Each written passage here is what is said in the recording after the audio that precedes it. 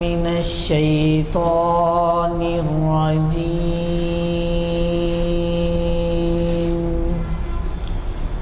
بسم الله الرحمن الرحيم.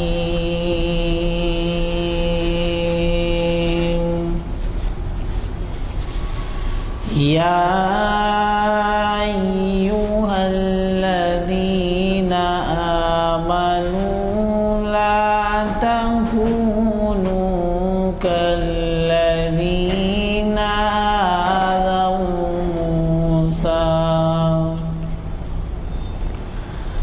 لا تكونوا كالذين آذوا موسى فبرأه الله مما قالوا وكان عند الله وجيها. يا أيها الذين آمنوا اتقوا الله وقولوا قولا سديدا يصلح لكم أعمالكم ويغفر لكم ذنوبكم ومن يطع الله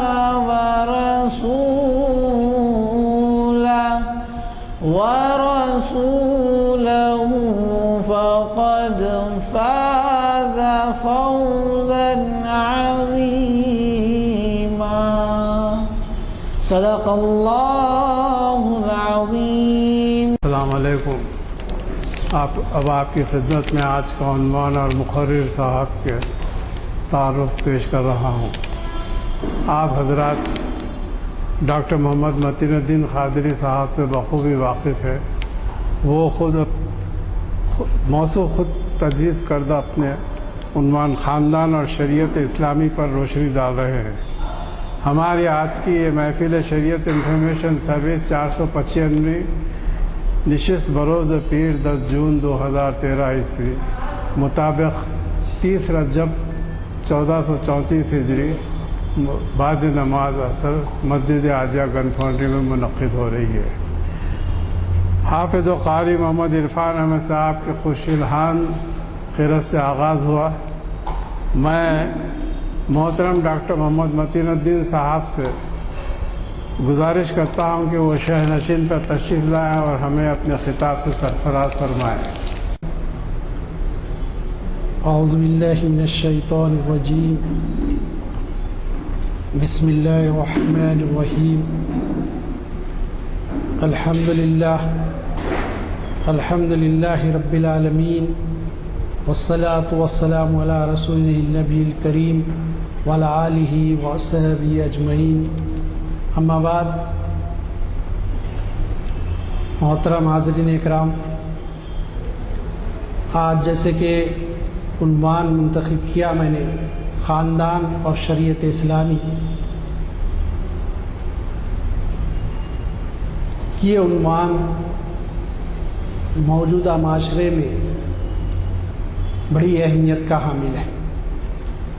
آج جو سوسائٹی ہے، جو معاشرے کی حالت ہے، اس میں اس عنوان کی بڑی افادیت اور اہمیت ہے.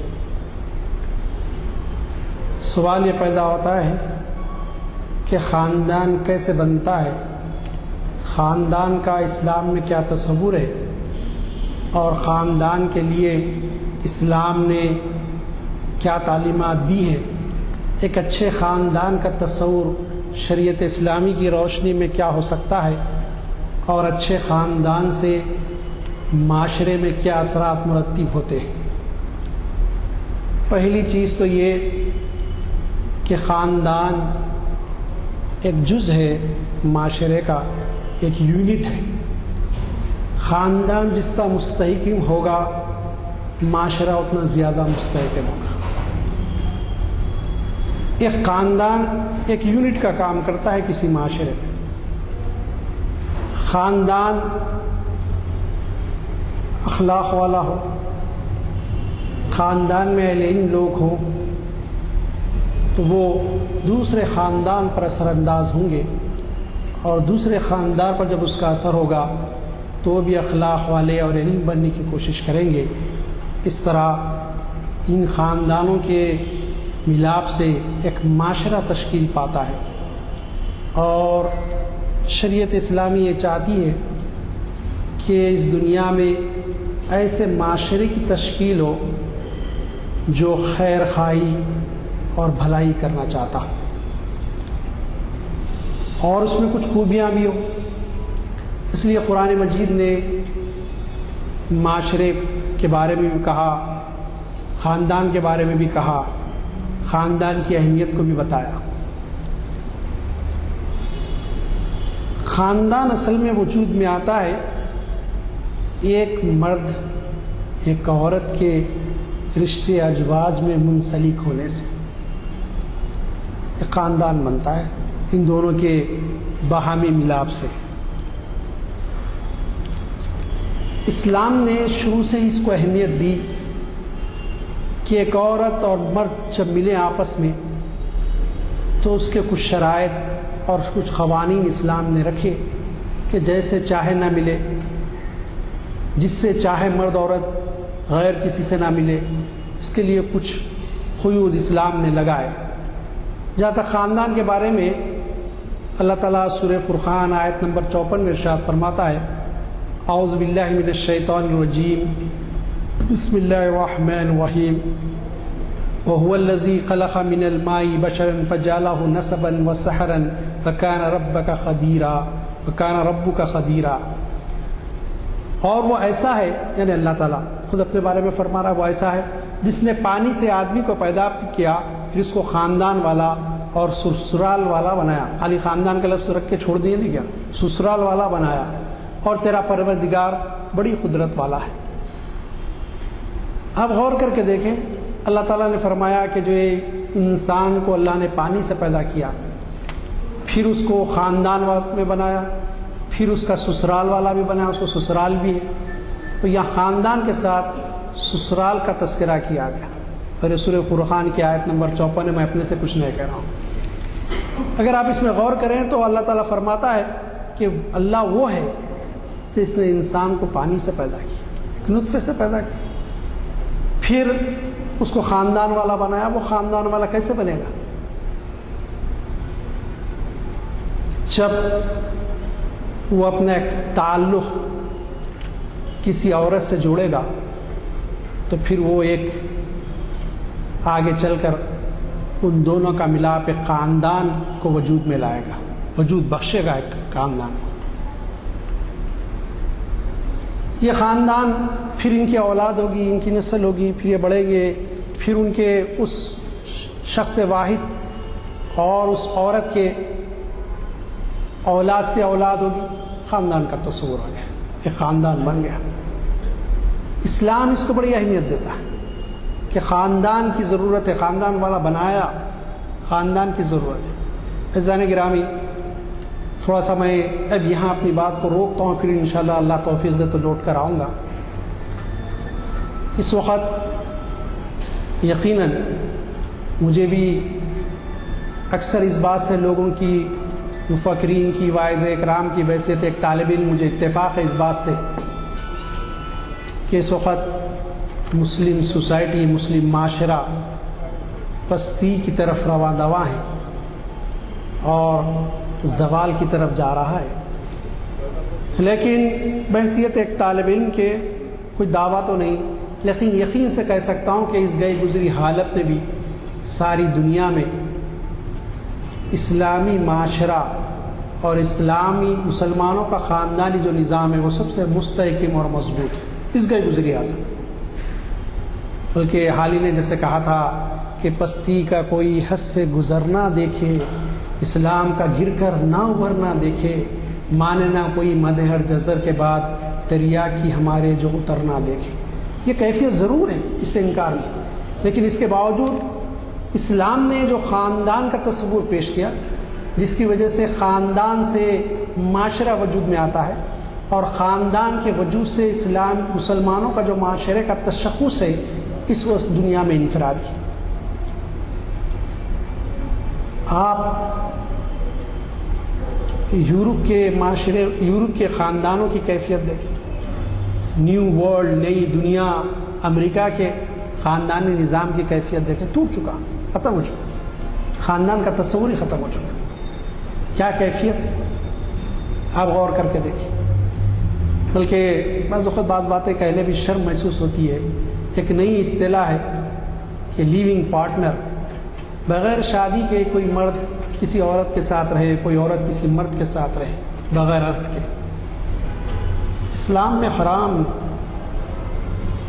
بلکہ اسلام تو یہ کہتا ہے کہ زنا ہے، وَلَا تَقْرَبُوا الزِّنَا، کہا گیا کہ اس کے قریب بھی مت جاؤ، پھٹکو بھی مت، ادھر قریب بھی مت ہو سکے۔ یہ اسلامی تصور ہے۔ پھر آپ دیکھیں اسلامی تصور کتنا بہترین ہے کہ سب ٹھیک ہے، اسلام یہ نہیں کرتا، ڈینائی نہیں کرتا کہ جو انسان کی نفسانی خواہشات نو، اسلام کہتا ہے ہونا چاہیے نفسانی خواہش، لیکن کچھ کنڈیشنز اپلائی ہوں گے، کچھ قانون نافذ کرتا ہے۔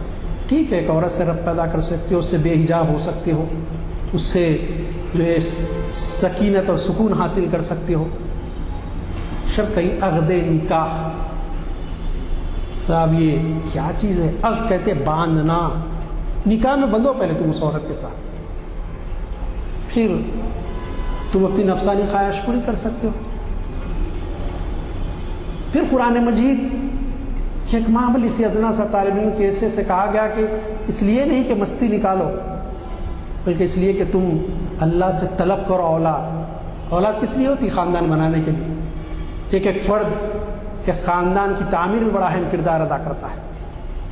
لیکن آج دنیا دیکھیے کہ صاحب 5 سال ہو گیا، 8 سال ہو گیا، اب یہ مسلمانوں میں بھی چلے آ رہا، سب لڑکے یہ سب ذرا میں کنٹرول کر رہا ہوں، سب اسلامی شریعت کے خلاف مغائر بات ہے۔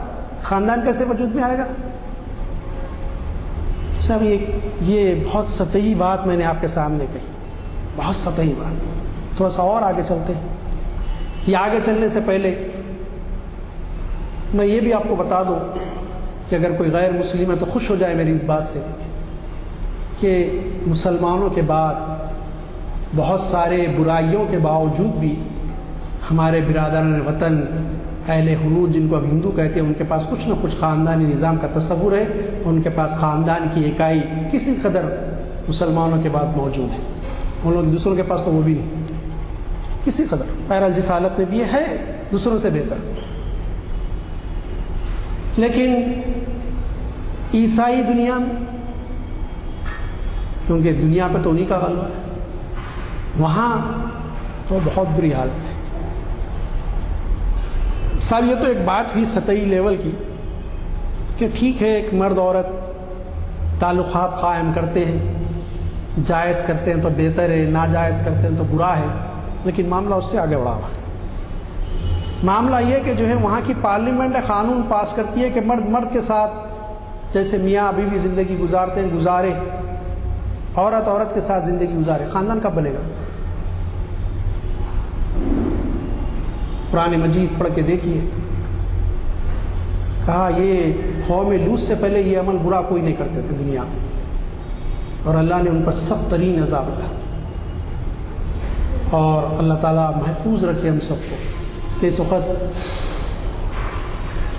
جب دلی کی ایک کورٹ نے فیصلہ دیا تو جو وہاں پر جلوس نکالا گیا تو دیکھ کے تعجب، ہزاروں کی تعداد میں لوگ ہندوستان میں بھی ایسے موجود ہیں۔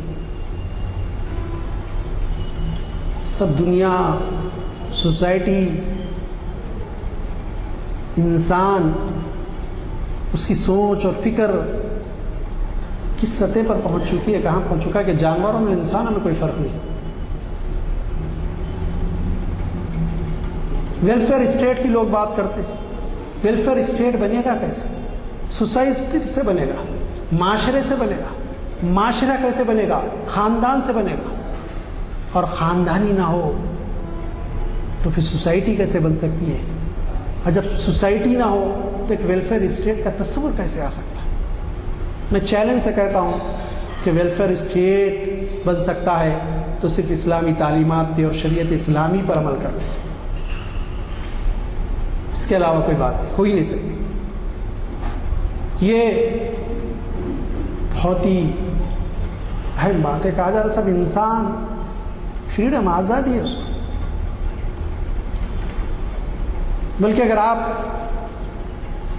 جانوروں پر ریسرچ کر کے دیکھیں، آج کل جو کچھ انسانی معاشرے میں ہوتا ہے، جانور اور پرند بھی ایسی چیزوں کو پسند نہیں کرتے، لیکن انسان وہ چیز کر رہا ہے اس وقت۔ جانور اور پرند بھی اس چیز کو پسند نہیں کرتے، وہ انسان کر رہا ہے۔ کیا کیفیت ہو چکی ہے؟ خاندان کا تصور ختم ہو گیا۔ مجھے کہنے کی اجازت دیجیے کہ اس وقت مغربی ممالک اور مغرب کی تہذیب نے انسان کو درندہ بنا دیا۔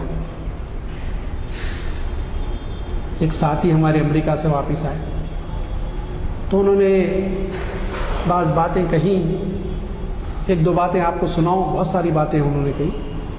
انہوں نے کہا کہ جو ہے اگر ایک کسی عورت کے ساتھ کسی آدمی سے اس کو کوئی لڑکی ہوتی ہے، پھر وہ کسی اور دوسرے کے ساتھ شادی کرتی ہے، تو اس لڑکی کو جو ہے اپنے اس شوہر سے ایسے بچا کے رکھتی ہے جیسے بلی بلاوڑ سے اپنے بچوں کو بچا کے رکھتی ہے۔ سب معاشرہ کدھر جا رہا ہے؟ کہاں ویلفیئر سوسائٹی ہے؟ کہاں ماڈرنزم ہے؟ یہی ہے ماڈرنزم کا نام، یہی تہذیب ہے، یہی تمدن ہے۔ انسان کس مقام پر پہنچ گیا ہے؟ کس نیچ سطح پر پہنچ گیا؟ سب کیا کیفیت ہے؟ میں نے کہا کہ صاحب سوسائٹی کیسی؟ تو بولنے لگے متین صاحب کیا کہوں، لباس وغیرہ کے بارے میں ہم نے پوچھا تو انہوں نے ایک پیارا جملہ کہا، آپ بھی سن لیجئے۔ انہوں نے کہا کہ جب گرما کا موسم آتا ہے تو جسم پہ سے کپڑے ایسے اترتے ہیں جیسے پڑجھڑ کے موسم میں جھاڑ پہ سے پتے گرتے ہیں، پورے پتے جھڑ کے ایسا معلوم ہوتا ہے لنگا کھڑا ہے جھاڑ۔ اور سب دنیا پھر اپنے آپ کو مہذب کہتی ہے اور اسلام کو دقیانوسی مذہب کہتی ہے۔ کیا کیا تنقید شریعت اسلامی پہ نہیں ہوتی؟ آپ ذرا تصور کر کے دیکھیے کیسے اسلام کیسا تصور پیش کرتا ہے۔ لوگ جو ہے واویلا مچاتے ہیں طلاق کے معاملے پر، ناگزیر صورتحال ہے۔ کہا گیا اس لیے کہ جو ہے جو چیز جائز ہے اس میں سب سے ناپسندیدہ امر طلاق کا ہے، آخری حد ہے۔ جیسا آپ خودکشی کر لو چھٹکارا نہیں، ایسا نہیں ہے اسلام، چھٹکارا ہے اس کے اوپر واویلا۔ لیکن آپ اسلام کے خاندانی نظام اور اسلام جو تعلیم دیتا ہے بنیاد کو دیکھیں، کیسی بہترین بات بتائی گئی۔ پھر اللہ نے فرمایا کہ ہم نے انسان کو پیدا کیا پانی سے، پھر اس کو خاندان والا اور سسرال والا بنایا، اور تیرا پروردگار بڑی قدرت والا۔ اب یہاں اسلام اور مسلمان نہیں کہا، بلکہ کہا کہ خاندان والا بنایا۔ پھر یہ کہ جو ہے ایمان میرا مکمل ہوتا ہے، یقیناً عبادتوں سے ایمان میں تقویت ملتی ہے، اضافہ ہوتا ہے، لیکن معاشرے میں میں جو عمل کرتا ہوں اس سے ایمان کا کیا تعلق ہو سکتا ہے؟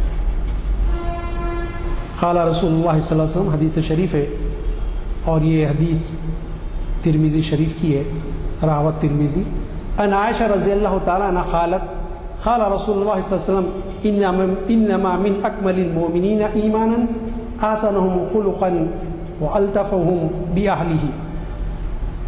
حضرت عائشہ صدیقہ رضی اللہ تعالیٰ عنہ روایت کرتی ہیں، بیان کرتی ہیں کہ حضرت صلی اللہ علیہ وسلم نے کہا کہ بے شک مومنین میں اس کا ایمان مکمل ہے، کامل ہے، جس کے اخلاق اچھے ہوں اور اپنے اہل و عیال کے ساتھ، بیوی بچوں کے ساتھ لطف و کرم کا معاملہ کرنے والا ہو۔ میں بات دوسروں کی کروں تو ذرا پلٹ کے ادھر آ رہا ہوں، کیونکہ عنوان پہ اپنے کیا صاحب گھر میں جاتے ایسا محسوس ہوتا ہے بعض جگہ پورے بچے سہمے ہوئی، بیوی کونے میں بیٹھی ہوئی، نہیں معلوم کیا آفت آنے والی ہے۔ کیا یہ مسلم معاشرہ ہو سکتا ہے اس حدیث کی روشنی؟ کیا ایمان میرا اچھا ہو سکتا ہے کہ کیفیت تو یہ میں گھر جاؤں تو بیوی خوش ہو جائے دیکھ کے، بچے خوش ہو جائیں. مسلمانوں کی زندگی ہم دیکھیں، زندگی میں تو ایک بتا دیا ہے، ایک کیفیت عام دوسروں کے مقابلے میں بہتر ہے، میں نے آپ کو بتا دیا. خاندانی نظام بہت اچھا ہے، لیکن عملاً جو گراوٹ ہے جس کا حال ہی نے تذکرہ کیا کہ اسلام جو گر رہا ہے ہمارے اعمال کی وجہ سے، اس کی کیا کیفیت ہے؟ سناٹا گھر میں جاتے نہیں معلوم کب کیا ہونے والا ہے، ہاتھ چلنے والا ہے، پیر چلنے والا ہے، زبان چلنے والی ہے، کسی کا منہ توڑا جائے گا، سر پھوڑا جائے گا، کیا کیا ہوگا. نہیں کہا گیا یہاں تو معاملہ یہ اکمل المومنین ایمانا، کون سا مومن ہے جس کا ایمان مکمل ہے؟ حسن خلقا، اس کے اخلاق اچھے ہوں، والتفہم باہلہ، جو التفات کرنے والا ہو، مہربانی کرنے والا ہو اپنے اہل و عیال سے. دیکھیے معاشرہ، خاندان وجود میں آنے کے لیے ایک چیز ہے کہ خاندان کا جو سرپرست ہو اس میں خوبیاں ہو. اچھا خاندان بنانے کے لیے خوبیاں کہ گھر جاتے ہی گھر والے دیکھ کے خوش ہو جائیں، بچے خوش ہو جائیں، ماں باپ ہے تو وہ خوش ہو جائیں، بھائی بہن ہے تو وہ خوش ہو جائیں. یہ رشتہ داریاں ہیں. سب باہر تو بڑے اچھے، واعظ بھی ہوتا ہو، تقاریر بھی ہوتے ہوں، بیان بھی کرتے ہیں، سنتے بھی ہیں، لیکن گھر میں جا رہا تو دیگر وہ معاملہ ہے. کہاں سے ایمان ہے صاحب؟ یہ تو دکھاوا ہے، شو لوگوں کو بتانے کے لیے. داڑھی بھی رکھے، متین قاضی صاحب ٹوپی بھی پہنے، اندر معاملہ پورا الگ. کیسے چلے گا؟ معاملہ یہ ہونا چاہیے. پھر فرمایا اصل میں یہ عورتوں کے حقوق مردوں کو بتائے نہیں جاتے. مردوں کی نشست ہے، اگر اس کو جو ہے انٹرنیٹ پہ ڈالا جائے گا سبھی سنیں گے، آپ بھی سن رہے ہیں. ایک حدیث ہے، یہ بھی ترمذی شریف کی ہے. ان ابی ہریرہ قال رضی اللہ عنہ قال رسول اللہ صلی اللہ علیہ وسلم اکمل المؤمنین ایمانا احسنهم خلقا وخياركم لنسائهم. حضرت ابو ہریرہ سے روایت ہے، اس فرمایا کہ حضرت نے فرمایا مومنوں سے کامل ترین ایمان والے وہ ہیں جو ان میں سے بہترین اخلاق کے مالک ہیں. سب بہترین اخلاق، خاندان والوں کے ساتھ بھی، گھر والوں کے ساتھ بھی. اصل میں پہلے گھر، اہل و عیال سے خاندان بنتا ہے، ان کے ساتھ بہترین. اس لیے کہا گیا وہ جو اپنی بیویوں کے لیے بہترین ہے. یہی ختم نہیں کر دیا گیا اخلاق اچھے. بیوی بولے میرا بہترین شوہر ہے، ہاں معلوم ہو رہا سب ایمان ہے آپ کا. کیوں صاحب؟ یہ بڑی اہم بات ہے. ہاں بات یاد آ گئی، حکایتوں میں کہیں پڑھی تھی ایسی کہ جو ہے اس لیے کہ جو ہے اس میں دو چیزیں ہیں. ایک بات تو یہ کہ حضور اکرم صلی اللہ علیہ وسلم کی نبوت کی اور آپ کے اخلاق کی تصدیق عرب کا معاشرہ کرتا تھا، لیکن مبعوث ہونے کے بعد سب سے پہلے ام المومنین خدیجہ الکبریٰ رضی اللہ تعالیٰ نے کہا کہ مجھے خوف ہے میری جان کا. تو کہا کہ یا رسول اللہ علیہ وسلم آپ جو ہے یتیموں، مجبور، بے کس، لاچار، مظلوم بیواؤں کی دار و درسی کرنے والے، ان کی فکر کرنے والے، اللہ آپ کو ہلاک نہیں کرے گا. یہ اخلاق دلاسا دے رہی ہے. تو عورتوں کا مزاج میں ہوتا ہے، میں دیکھتا ہوں خاندان میں بھی عورتوں کو کہ شوہر کی نافرمانی کتنا بھی اچھا. ٹھیک ہے، ہم نے کہا عمر میں بڑے رشتے میں بڑے شکایت کرنے لگے، وہ خاتون میرے رشتہ دار، ان کے شوہر، ان کی وجہ سے رشتہ قائم ہوا. تو میں نے کہا کہ دیکھیے آپ میرے رشتہ دار ہیں، اور وہ جو آپ کے شوہر ہیں آپ کی وجہ سے ان سے میرا رشتہ بنا ہے. آپ عمر میں بھی بڑے، رشتے میں بھی بڑے، لیکن دین کی بات مجھے بتانا ضروری ہے. میں دیکھتا ہوں کہ آپ کی فلاں بہن آپ سے بری حالت میں لیکن ناشکری نہیں کرتی، آپ اپنے شوہر کی شکایت کرو. تھوڑا سا وہ ہو گئے، ارے میری تائید کرنا تھا بولے رشتہ دار. بولا تائید ہے کوئی انصاف کی ہو، آپ کی اور ان کی تائید کی بات نہیں. کیا برا کیا آپ کے شوہر نے آپ کے ساتھ؟ تو یہ عورتوں کے مزاج میں ہوتا ہے کہ شکایت کرے کہ صاحب یہ نہیں، ہمارے کو یہ نہیں ہوا، یہ نہیں ہوا. تو اس بارے میں اصل میں ایک حکایتوں میں ایک واقعہ پڑا تھا کہ ایک اللہ کے نیک بندے تھے، سن لیجئے آپ بھی. اور ہمیشہ بیوی بڑی بڑ زبان، ہمیشہ لڑتے رہتے تھے. وہ صبر کرتے تھے، ان کو معلوم تھا اللہ اجر دینے والا ہے. ایک دن بولنے لگے تم کیا لڑتے رہتے؟ تو بولے کیا کارنامہ کیا آپ نے اتنی عبادتیں کر کے، کیا حاصل کیا آج تک؟ عبادتوں کے خلاف بولی. اب ان کو آ گیا ذرا، اللہ والے تھے، چلا تو جو یہ کوئی قرآن حدیث کی بات نہیں ہے، حکایتوں میں آئی سو ہے، سب اس کا ثبوت کوئی ثبوت نہیں. تو ایسی واقعہ تو سنا رہا ہوں میں آپ کے سامنے. تو جو ہے وہ اللہ تعالیٰ سے دعا کرے تو اللہ تعالیٰ نے ان کو کہا کہ ٹھیک ہے ذرا جنگل میں چلو. کہا کہ آنکھیں بند کر کے ارادہ کرو ہوا میں اڑنے کا، ہم تم کو ہوا میں اڑائیں گے. ہوا میں اڑا گیا، سارا گاؤں دیکھا کہ ہوا میں اڑ رہے ہیں. پھر کہا آنکھیں بند کرو، آنکھیں بند کرے، تصور کرو اترنے کا، اترے. آئے، آنے کے بعد بیوی نے گھر میں داخل ہوتے کہا کہاں تھے جب سے؟ بڑی شیخی بگاڑتے تھے اپنی نیکی کی. ارے ایک نیک شخص تو ایسا تھا جو ہوا میں اڑ رہا تھا. تو بولے بیگم وہی تو تھا. ہاں جبھی تو کہہ رہی ہوں میں، تھوڑا ٹیڑھا ٹیڑھا کیوں اڑ رہے تھے. تو اب صاحب یہ معاملہ اپنی جگہ ہے، لیکن مرد کے لیے کیا حکم دیا گیا، ہم کو کیا تعلیم دی گئی؟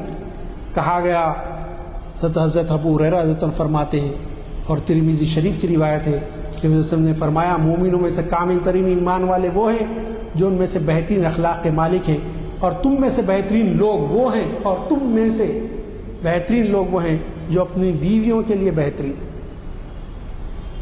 صاحب یہ دیکھیے، صاحب یہ کہ جو ہے آپ کہیں گے صاحب یہ ایک ہی طرفہ معاملہ ہو رہا ہے. صاحب معاملہ دو طرفہ ہے. اسلام، شریعت اسلامی عدل کی بنیاد پر چلتی ہے. عدل ہے، انصاف، عدل کی بنیاد. پھر یہ کہ جو ہے انسان چاہتا ہے کہ دنیا میں اس کو مال و متاع ملے. کون نہیں چاہتا؟ کوئی آدمی نہیں ہوگا جس کو بل گیٹس سے بھی کہہ دو صاحب اور مجھے چاہیے، اور کوئی نیا کنٹری ہے جہاں پر میں جا کے اپنا پروڈکٹ بھیجوں، یہ سافٹ ویئر کی یہ جو چیزیں ہیں میری بیچوں، کمپیوٹرز کی، تو یہ ساری چیزیں بکے. تو ہر کوئی چاہتا، اتنا ہے نا صاحب آپ کا، نہیں اور چاہیے مجھے. یہ تو ختم ہونے والی بات ہے. اب بہترین بات کہ جو ہے مسلمان مال و دولت کے پیچھے ہی نہ پڑ جائے. اس لیے اور یہ اکثر خطبہ نکاح میں بھی پڑھتے ہیں، اور یہ روایت اصل میں مسلم اور نسائی کی، دو احادیث کی کتابوں میں روایت ہے. ان عبداللہ بن عمر بن عاص رضی اللہ عنہما ان رسول اللہ صلی اللہ علیہ وسلم قال الدنیا متاع وخیر المتاع الدنیا المرأة الصالحہ. فرمایا کہ ساری دنیا مال و متاع، سامان و ساز و سامان کی جگہ ہے، اور اس دنیا کا بہترین سرمایہ مال یہ ایک عورت ہے. یہ تلقین کیوں کی جا رہی ہے کہ مرد اگر نیک عورت کو ڈھونڈے گا تو خاندان وجود میں آئے گا، اور خاندان چلے گا ایک نیک مرد اور نیک عورت سے تو خاندان بھی نیک ہوگا. عورت نیک ہوگی، خاندان بھی نیک ہوگا. اب تصور کیجئے آج ہمارے پاس کیا سب اسٹیٹس، پڑھے لکھے نہیں، بیکار خاندان سے پیسہ، اصل معاملہ فلوس، پیسہ نہیں ہے سر. اس بارے میں صحابہ کرام کا جو معاملہ تھا، حضرت عمر بن خطاب رضی اللہ عنہ دوسرے خلیفہ ہیں، واقعہ بہت مرتبہ علماء کرام سے، واعظین سے سن چکے ہوں گے. میں اشارتاً اس کو مختصر الفاظ میں بتاتے ہوئے آگے چلوں. گشت پہ تھے، کچھ آواز آئی تو خواتین کی، ٹھہر کے دروازے کے پاس سننے لگے. ماں بیٹی کی آواز تھی. ماں گولن ہے، بیٹی سے کہہ رہے کہ بیٹی وہ دودھ دیکھ آج کم دیے ہے، جانوروں کا نکلا ہے، رات تب پوری نہیں ہوگی، اس میں پانی ملا دے. بیٹی کہتی ہے ماں امیر المومنین کا حکم ہے، جو اس قسم کی خیانت کرے گا اس کو سزا دی جائے گی. تو کہتی ہے کہ کیا امیر المومنین اب جس کو دیکھ رہے ہیں آپ؟ تو بیٹی پلٹ کے کہتی ہے ماں امیر المومنین تو نہیں دیکھ رہے، لیکن ہم سب کا جو خالق ہے، پروردگار ہے، رب ہے، وہ ہم کو دیکھ رہا ہے. یہ جملہ تھا، حضرت عمر کی کیفیت بدل گئی. گھر گئے، صبح ہوئی، فجر کی نماز کے بعد ان کے بیٹے تھے عاصم، بلایا عاصم فلاں گھر کی ایک گولن عورت ہے، اس کی ایک بیٹی، ایک بار اس کو دیکھ لو، اور تم کو پسند ہے تو میں پھر عقد کر دوں بلا کے. تصور کیجئے کہ امیر المومنین ایران اور روم گھٹنے ٹیک چکے ہیں جن کے سامنے، بڑی بڑی سلطنت اس کے اوپر، بلکہ سپر پاور ریاست اسلامی کے سربراہ، اور گولن کی بیٹی سے اپنے بیٹے کو کہہ رہے ہیں کہ شادی کریں. پھر یہ بھی نہیں فرمایا اس سے نیک بخت اولاد ہوگی. کیوں؟ ایمان ہے، نیکی ہے. ذرا تصور دیکھیے خاندان کیسے وجود میں آ رہا ہے. حضرت عاصم دیکھ کے آئے, کہا کہ ابا ٹھیک ہے آپ کی مرضی ہو. تو پھر بلایا گیا اور کہا اس سے کہ کیا معاملہ تھا رات کا, بتاؤں کہ بتاتی, کانپنے لگی, بولی اب تو سزا ہوگی. تو کہا کہ نہیں, سزا دینے نے بولا اگر تو مناسب سمجھے تو اپنی بیٹی کو میرے بیٹے کے عقدے دے دے. تو سمجھی کہ مذاق کر رہے ہیں. کہا میرے مذاق کر رہے ہیں, میں ایک گولن اور غریب, آپ اتنے بڑے سردار امیر, سارے امیر المومنین مسلمانوں کے. کہا کہ نہیں, تو چاہتی ہے, پسند کرتی ہے, اگلے پہلے تو یہ کیسے منظور نہیں کروں گی. بولے اگر آپ کہہ رہے صحیح کہہ رہے ہیں تو منظور ہے مجھے. انہی کی نسل سے عمر بن عبدالعزیز پیدا ہوئے رحمۃ اللہ علیہ, جن کو جو ہے عمر ثانی بھی کہا جاتا ہے. لوگ کہتے ہیں کہ 2-2.5 سال کا جو خلافت کا دور تھا وہ خلافت راشدہ کا نظارہ پیش کر دیا, مثال پیش کر دی. حضرت گرامی, خاندان جو وجود میں آتا ہے, ایک نیک مرد ہو, نیک صالح ایک عورت ہو, اس سے پھر یہ خاندان وجود میں آتا ہے. عورت کے بارے میں فرمایا گیا ان ام سلمہ رضی اللہ عنہ قالت, ام سلمہ روایت کرتی ہیں, بیان کرتی ہیں, قال رسول اللہ صلی اللہ علیہ وسلم ایوم امرات ماتت وزوجها عنها راض دخلت الجنہ, راوت ترمذی و ابن ماجہ. یہ ترمذی شریف اور ابن ماجہ کی روایت ہے, دو احادیث کی کتابوں میں آئی. ام سلمہ ام المومنین روایت کرتی ہیں اس روایت کو. فرمایا رسول اللہ صلی اللہ علیہ وسلم نے, ایسی عورتوں میں ایسی عورت جو مر جائے اس وقت جب کہ اس کا شوہر اس سے خوش ہو, راضی ہو, وہ جنت میں داخل کر دی جائے گی. تو عورتیں بھی اگر سن رہی ہیں, بات سنتی ہیں, تو سنیں کہ شوہر کو راضی رکھیں. میں نے اب تک مرد کے لیے کچھ احکام بتائے, تھوڑے بہت سارے احکام ہیں, وہ وقت بھی اجازت دیتا اگر بتاتے جائیں. شریعت اسلامیہ پڑھ کے دیکھیے, حدیث بے شمار حدیث عورت کے لیے کہ شوہر راضی. ایک جگہ فرمایا شریعت اسلامی میں اللہ کے سوا کسی کے لیے سجدہ نہیں, اگر سجدے کی اجازت ہوتی تعظیمی تو میں ہر عورت کو حکم دیتا کہ اپنے شوہروں کو سجدہ کرے. کیسی تعلیم ہے. کہا گیا کہ ایمان اس کا مکمل ہے جس کے اخلاق اچھے ہوں اور جو اپنے اہل و عیال کے ساتھ لطف و کرم کا معاملہ کرنے والا. حدیث سنا چکا میں سے کہ معاشرے کے لیے خاندان کا وجود, ایک خاندان کی تعمیر, خاندان بن رہا ہے. کیسے خاندان؟ نیکی کی بنیادوں پر استوار ہو, چھوٹ نہ ہو, دغا نہ ہو, اعتماد ہو, ایک دوسرے پر بھروسہ ہو. باہر جائے تو یقین ہو گھر والی سے کہ جو ہے وہ کوئی برا کام کرنے والی نہیں ہے میرے غور میں. اگر ذرا بھی شک ہو تو انسان کی زندگی پھر عذاب بن جائے گی. سب اگر نیک بیوی ہو تو یقین ہوگا سب یہ تو کچھ نہیں کرے گی, نیک ہے. سب تصور دیکھیے کیسے بتایا گیا, چھوڑا نہیں گیا, ایسی ساری چیزیں بیان کر دی گئی کھول کھول کے.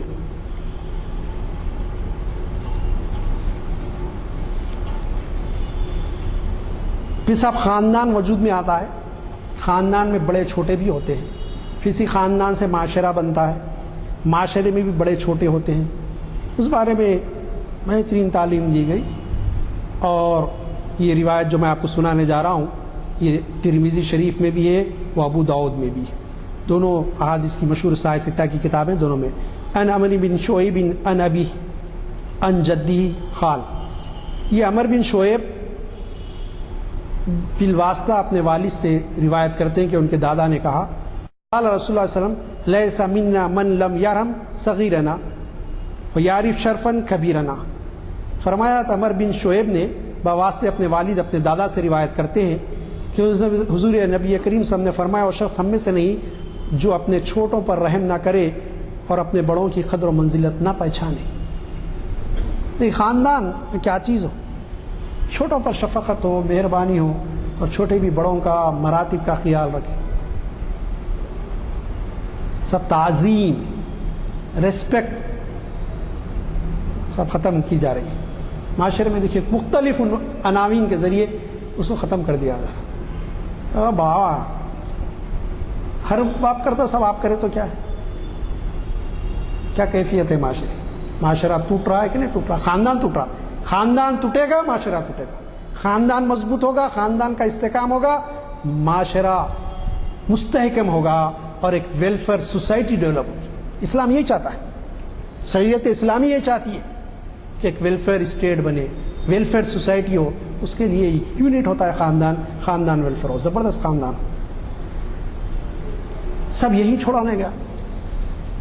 خاندان میں جب میاں بیوی کا ملاپ ہوتا ہے، ملتے ہیں، عقد نکاح میں بنتے تو ان سے اولاد ہوتی ہے، اور آج اولاد کو روکا جا رہا۔ سب یہ تو ہماری آزادی میں دخل انداز ہوگی، ہمارے آرام میں دخل ڈالے گی، سب ہم جو کما رہے ہیں ان کو کھلانا پڑے گا، سب 8 سال تک اولاد نہیں، 6 سال تک اولاد نہیں، یہ سب یہ تو گناہ ہے۔ اسلام کی تعلیم شریعت اسلامی کے بالکل مقاصد ہے۔ سب ٹھیک ہے، اب اولاد نہیں ہوگی، سب بچہ چاہیے، مجھے بچی نہیں چاہیے۔ اس وقت ساری دنیا کا المیہ ہے کہ سب بچہ بچی، صاحب میرے وہاں رونے کیا بات ہے ایسا منہ بنانے کی۔ الحمدللہ ذرا ان سے پوچھ کے دیکھو نا، جس کو لڑکا ہے کہ نہ لڑکی ہے۔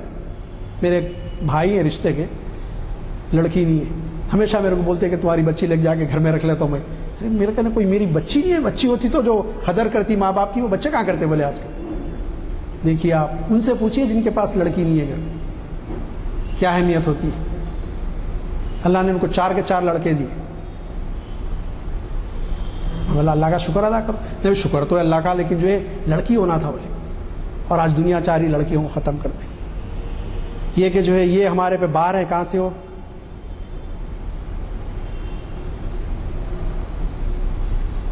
انس رضی اللہ تعالیٰ عنہ ان نبی صلی اللہ علیہ وسلم قال من علی جاریتین حتی تبلغ جا یوم القیامہ انا وہو کہتین فضم اصابیہ، راہ مسلم و بخاری فی الادب۔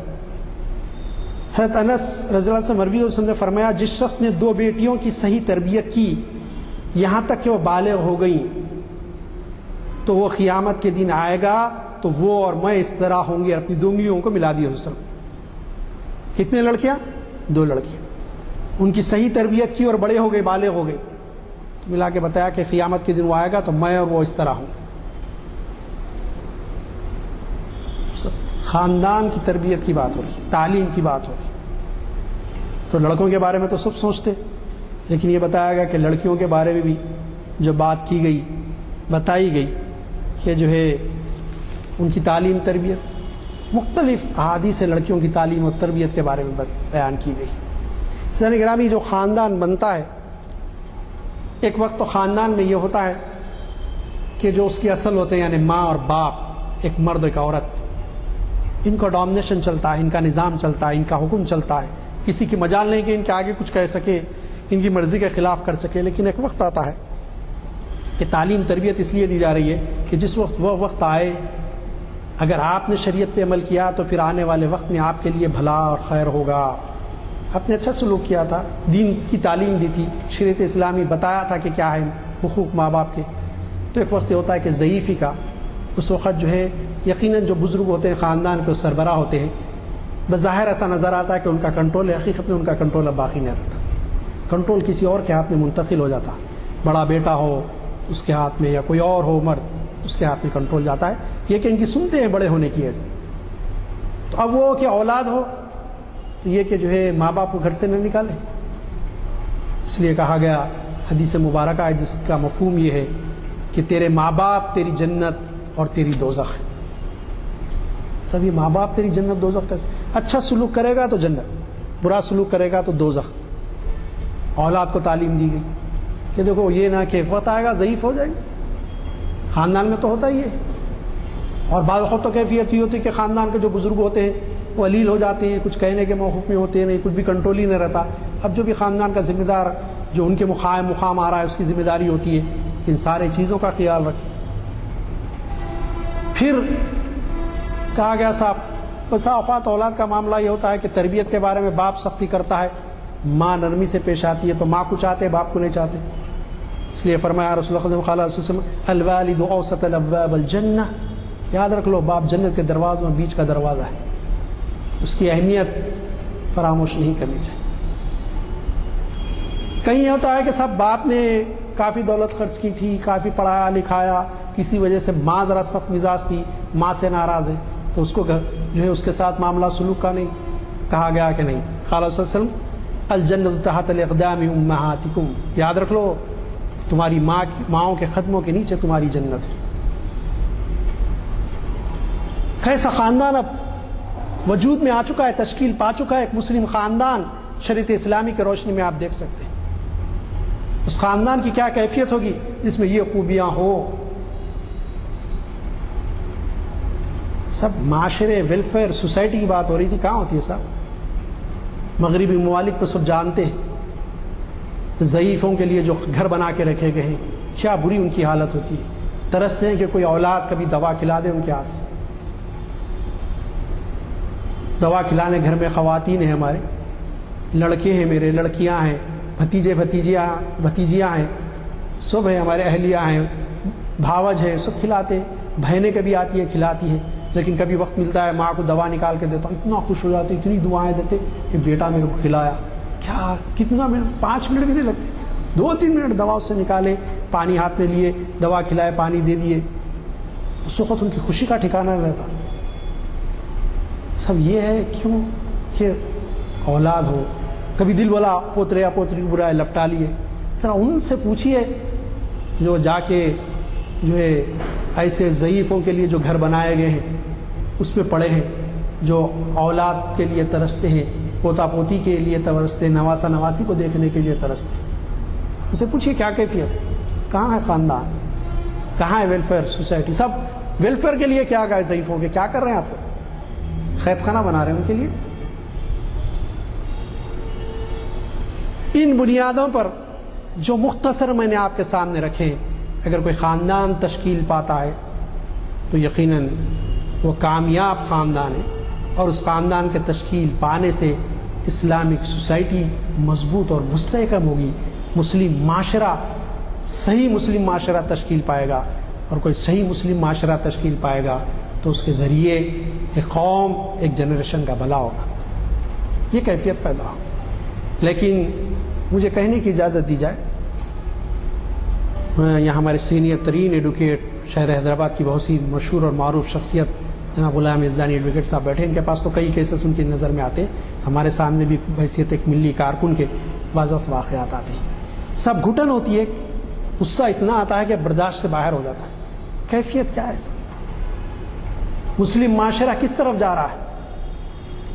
ایک سال بھر قبل کی بات ہے کہ کسی معاملے میں صاحب آئیے گئے تو معلوم ہوا صاحب ایک بہن عقد نکاح میں ہے، ایک موصوف کے مسلمان ہیں، سالی کو لے کر بھاگ گئے۔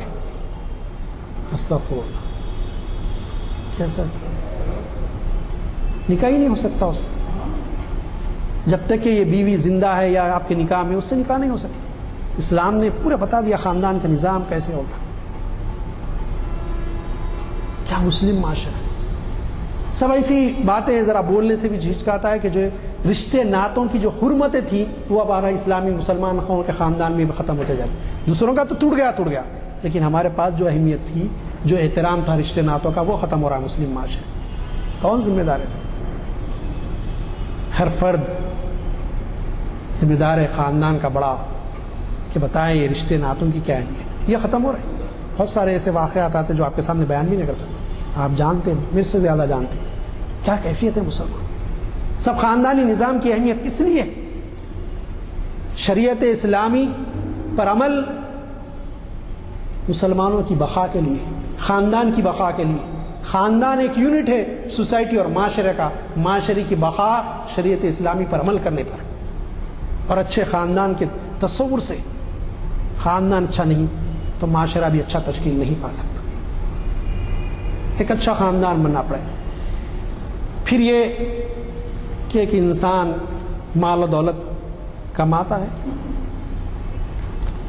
اور دنیا سے جاتا ہے خاندان کا سربراہ، اب خاندان میں ایک نزاع پیدا ہونے کی کیفیت آتی ہے کہ تقسیم میں ترکے کی کیا معاملہ۔ سورہ نساء میں اللہ تعالیٰ نے شروع کے رکوعوں میں تفصیل سے بتا دیا کہ بیٹے کا کیا ہوگا، بیٹیوں کا کیا ہوگا، اس کی زوجہ کا کیا ہوگا، ساری چیزیں بتا دی گئی، تفصیلاً بتا دیا گیا پورا۔ لیکن پھر بھی بعض حقوق ایسے ہوتے ہیں جو کوئی قریبی رشتہ دار ہوتے ہیں، کسی وجہ سے ان کا اولاد کی موجودگی میں ان کا حق نہیں بنتا، اس کو بھی نہیں چھوڑا گیا۔ سورہ بقرہ کی 180ویں آیت ہے، اعوذ باللہ من الشیطان کتب علیکم اذا حضر احدکم الموت ان ترک خیرا الوصیۃ للوالدین والاقربین بالمعروف حقا علی المتقین۔ تم پر فرض کیا جاتا ہے کہ جب کسی کو موت نزدیک معلوم ہونے لگے، بشرطے کہ کچھ مال بھی ترکے میں چھوڑ رہا ہو، تو والدین اور اقارب کے لیے معقول طور پر، یعنی جو بھی رواج ہو اس کے مطابق کچھ کچھ بتلائے جائیں. جن کو خدا کا خوف ہے ان کے ذمے یہ ضروری ہے.